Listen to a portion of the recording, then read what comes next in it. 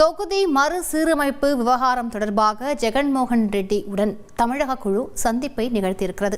கூடுதல் விவரங்களை செய்தியாளர் ரமேஷ் வழங்கி கேட்கலாம். ரமேஷ், வணக்கம்.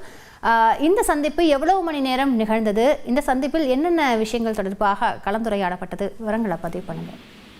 வணக்கம். நாடாளுமன்ற தொகுதி மறுசீரமைப்பு விவகாரம் தொடர்பாக ஆந்திரா மாநிலம் சென்றிருக்கக்கூடிய தமிழக குழு ஆந்திர மாநில முன்னாள் முதலமைச்சர் ஜெகன்மோகன் ரெட்டியுடன் சந்தித்திருக்கிறார்கள்.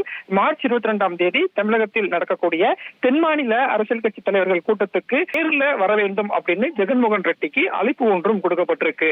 அதாவது மத்திய அரசு இந்த நாடாளுமன்ற தொகுதி மறுசீரமைப்பு கூடிய முடிவில் இருக்கிறதாகவும் இதனால தென் மாநிலங்கள் கடுமையா பாதிக்கப்படும் அப்படின்னு முதலமைச்சர் மு க ஸ்டாலின் தெரிவித்திருந்தார். எனவே மார்ச் 22ஆம் தேதி 7 மாநிலங்களை சேர்ந்த அரசியல் கட்சி தலைவர்களை எல்லாம் சென்னைக்கு வரவழைத்து இந்த தொகுதி மறுசீரமைப்பு விவகாரத்துல அடுத்த கட்ட போராட்டத்தை நடத்துவதற்கு தமிழ்நாடு அரசு திட்டமிட்டிருக்கு. இதற்காக தான் ஒவ்வொரு மாநிலத்திற்கும் தமிழக குழு சென்று சம்பந்தப்பட்ட அரசியல் கட்சி தலைவர்களுக்கு நேரில் அழைப்பு கொடுக்கறாங்க.